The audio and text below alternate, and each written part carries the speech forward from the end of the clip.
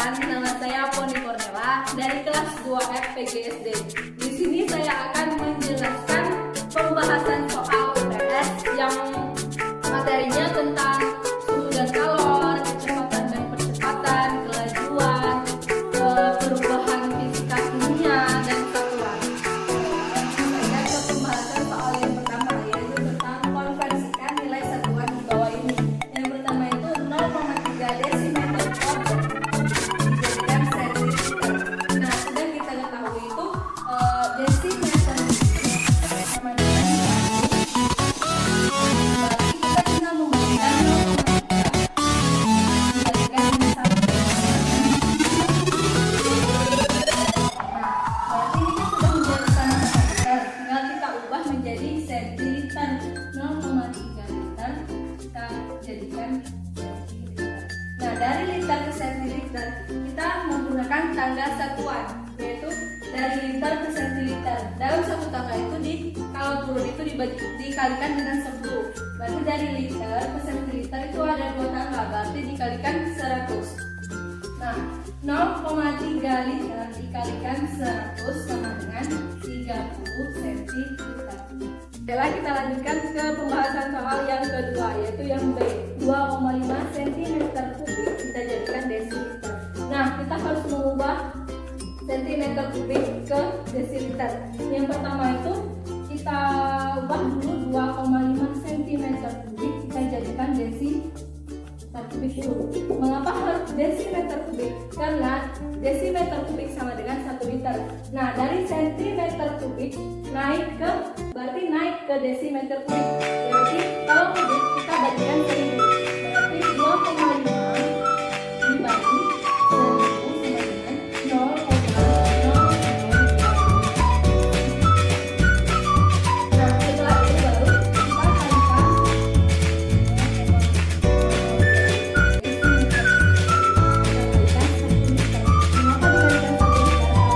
kita kalikan sama dengan 1 liter.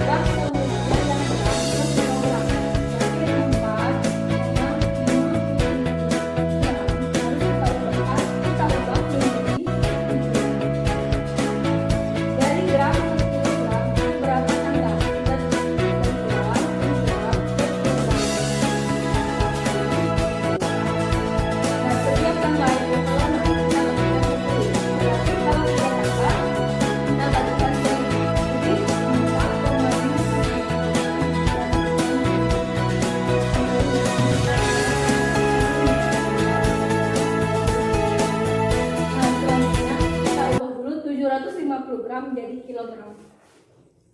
Sama seperti tadi, kita lihat dulu gram ke kilogram sama, berarti naik 3 tangga, berarti kita bagikan 1000 sama dengan 0,75 kilogram. Nah, kalau 0,25 kilogram sudah menjadi kilogram, berarti ini tadi kita tambahkan 0,004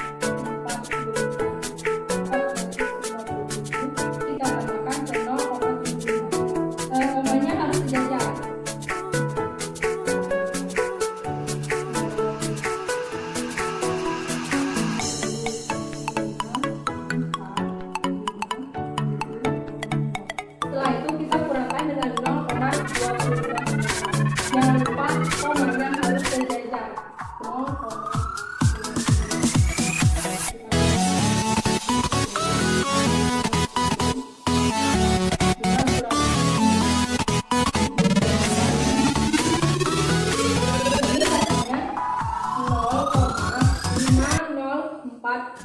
kg. Baiklah, selanjutnya yang bagian D dengan soal 3600 detik ditambah dengan 5 jam dikurang dengan 45 menit, semuanya harus dijadikan detik. Langkah pertama, kita harus mengubah jam menjadi detik, mengubah menit menjadi detik. Yang pertama, 3600 detik ini tidak perlu lagi diubah menjadi detik karena sudah menjadi detik. Yang perlu kita ubah itu 5 jam. 5 jam harus kita ubah menjadi detik. Dalam 1 jam terdapat 3600 detik. Berarti tinggal kita kalikan dengan 3600. Berarti 5 dikali 3600 sama dengan 18.000 detik. Nah, selanjutnya kita ubah 45 menit menjadi detik. 45 menit menjadi detik. Dalam 1 menit itu,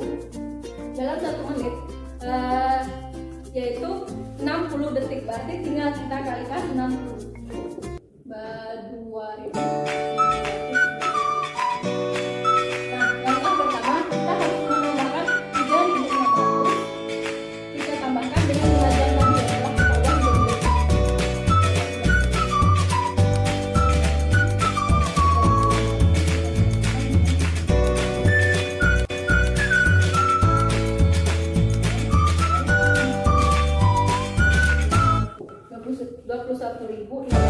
Setelah itu kita kurangkan dengan 45 menit. 45 menit tadi kita ubah menjadi detik yaitu 2700. Jadi hasil yang 3600 detik kita mengajar tadi 21.500 kita kurangkan dengan 2700.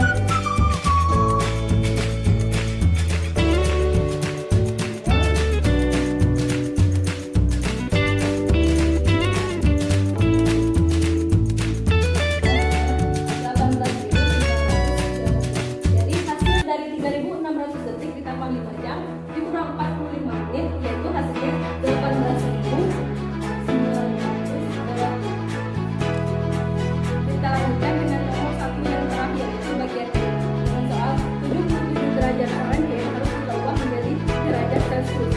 Kita harus menggunakan rumus derajat Fahrenheit dan Celcius yaitu menggunakan D dengan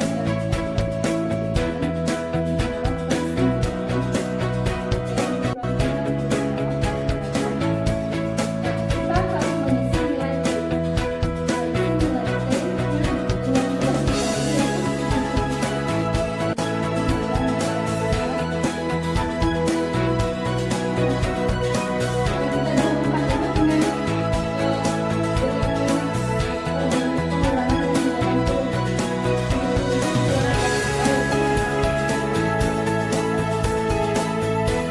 Kita sederhanakan 45 dibagi dengan 9 yaitu 5. Jadi hasilnya 25 dengan 9. Kita lanjutkan dengan soal yang kedua yang bagian A yaitu dengan soal Riko berjalan dari arah barat ke timur sejauh 8 meter. Kemudian ia melanjutkan ke arah selatan sejauh 6 meter. Tentukan bentuk lintasan Riko serta jarak dan perpindahan Riko tersebut. Langkah pertama, kita harus menentukan bentuk lintasan yang Riko lewati. Yang pertama itu dari barat. Dari barat, Riko berjalan ke timur sejauh 8 meter. Setelah itu, dia melanjutkan ke arah selatan sejauh 6 meter. Selatan ke bawah. Sejauh 6 meter. Nah, ini selatan. Berarti lintasan yang harus kita cari itu ini. Selanjutnya kita harus mencari jarak itu daripada lintasan. Jarak biasanya dilambangkan dengan S. Berarti kita lambangkan dengan S1 ditambah dengan S2. S1-nya itu 8 meter ditambah 6 meter sama dengan 14 meter. Berarti jarak Riko berjalan itu 14 meter. Selanjutnya kita cari perpindahan. Perpindahan itu sama dengan perubahan kedudukan atau posisi. Biasanya perpindahan itu bisa dilambangkan dengan X atau delta S. Ini kita gunakan X dulu. Nah, dari lintasan yang Riko lewati tadi membentuk sudut siku-siku. Nah, sudut siku-sikunya sudah ya tidak diketahui itu sisi miring. Berhubung ini membentuk sudut siku-siku, berarti kita harus mencari sisi miringnya dengan rumus Pitagoras. Jadi X kuadrat ini BT kuadrat, mencari sisi miring itu dengan menambahkan sisi mendatar dan sisi tegak. BT kuadrat ditambah sisi tegaknya itu 8 kuadrat itu 6 kuadrat itu 36.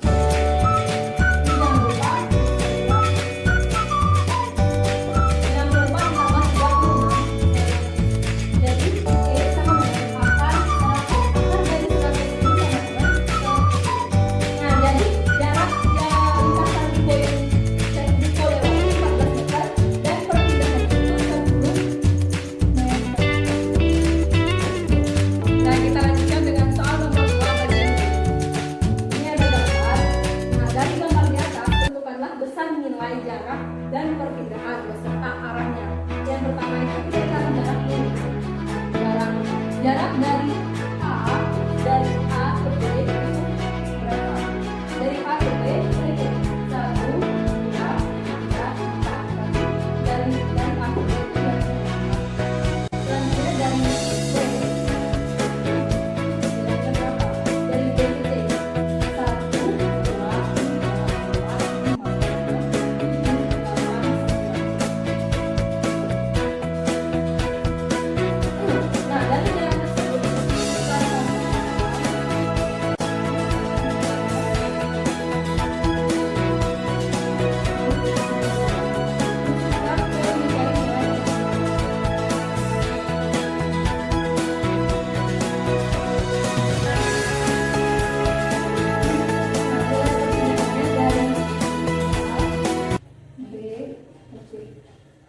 biasanya itu dari A ke B itu dikurang, dari nilai perpindahan itu dikurang. Dari A ke B tadi jaraknya 4, dari B ke C tadi itu 9. Jadi min 5 satuan dan besar arahnya itu ke kiri karena dia min 5 jadi ke kiri.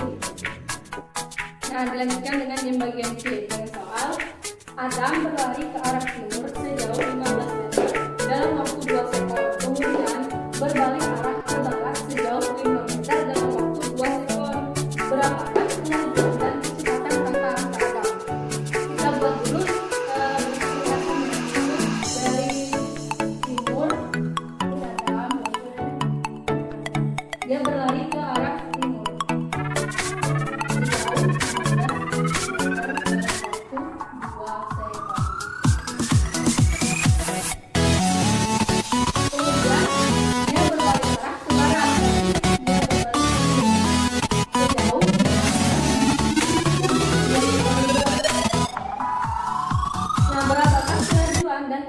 Rata-rata Adam. Baiklah, kita akan mencari kelajuan terlebih dahulu. Rumus kelajuan sama dengan jarak dibagi waktu.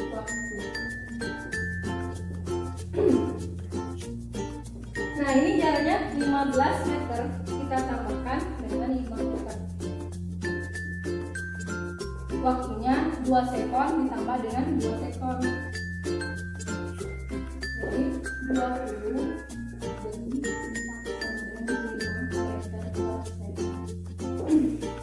selanjutnya kita mencari kecepatan rata-rata.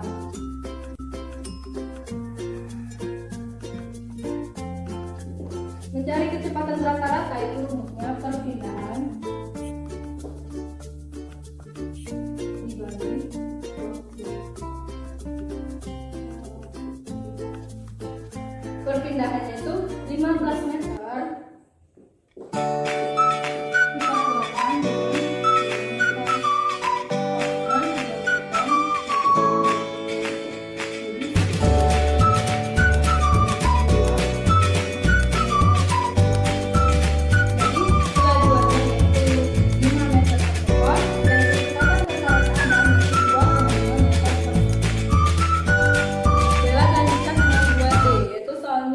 sebuah mobil melaju dengan kecepatan awal yaitu 4 meter per sekon dalam waktu 5 sekon. Kemudian, setelah mobil melaju 8 sekon, kelajuan mobil bertambah menjadi 6 meter per sekon. Itulah berapa kelajuan rata-rata mobil tersebut. Pertama, kita ketahui pertama itu keduanya 6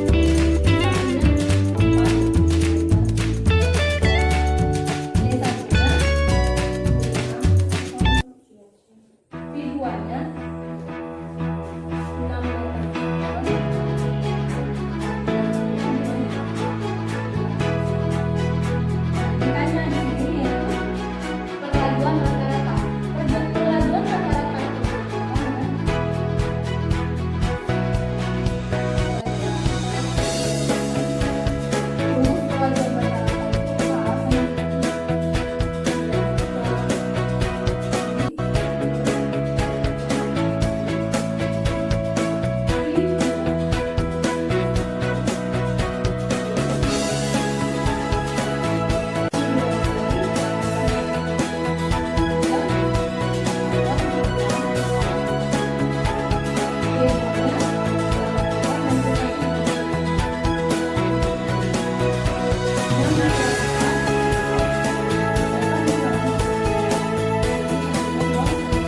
meter per sekon kuadrat.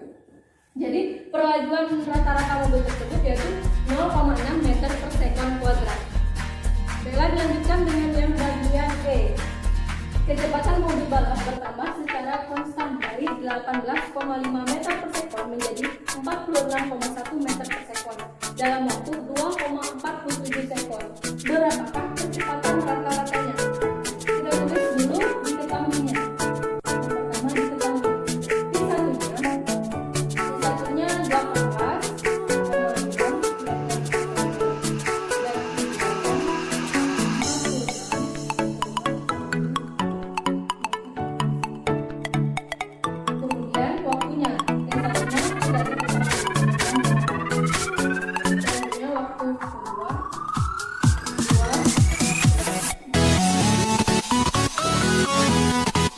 yang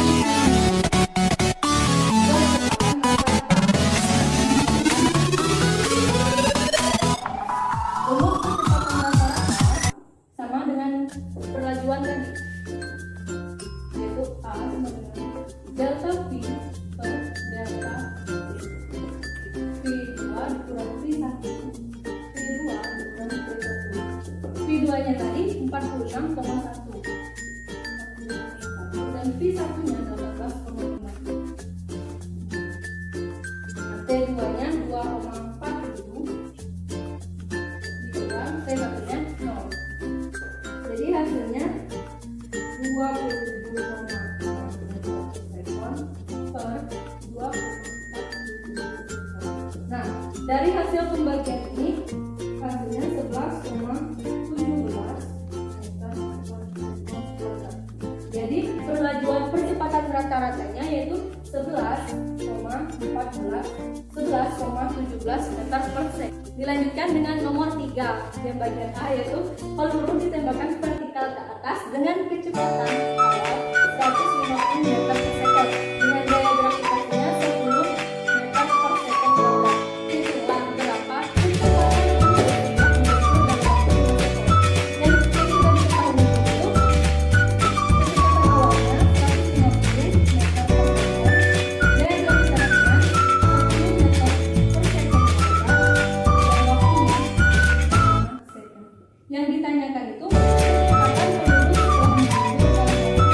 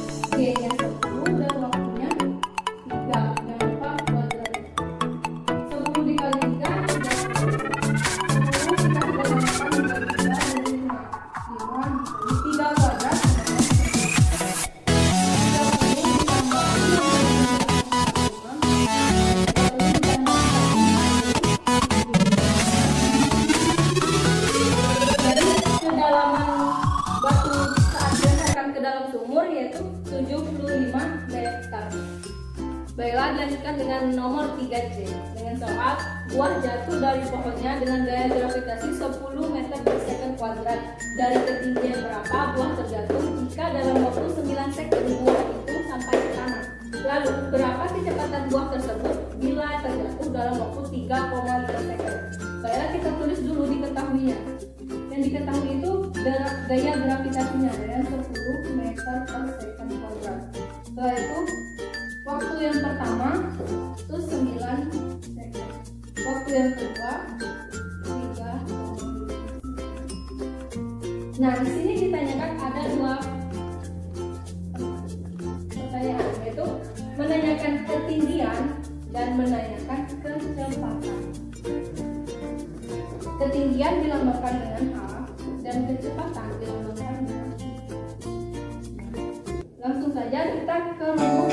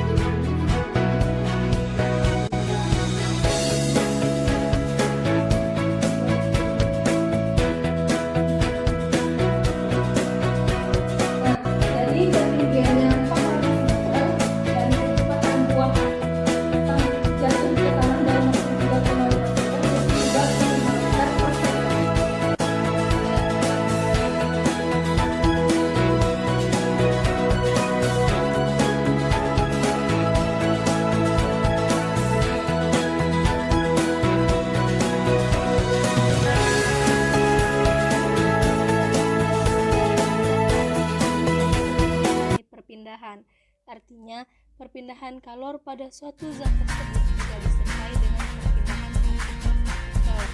Contohnya pada gambar yaitu mentega yang dipanaskan di wajan menjadi meleleh karena panas. Konveksi yaitu perpindahan panas melalui aliran yang zat perantaranya ikut berpindah. Jika partikel berpindah dan mengakibatkan kalor merambat, terjadilah konveksi. Konveksi terjadi pada zat cair dan gas atau udara dan angin.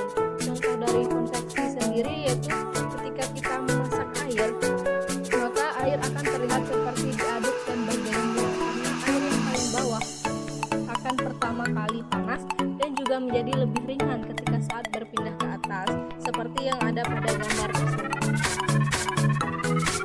Nah, selanjutnya radiasi, perpindahan panas tanpa zat perantara.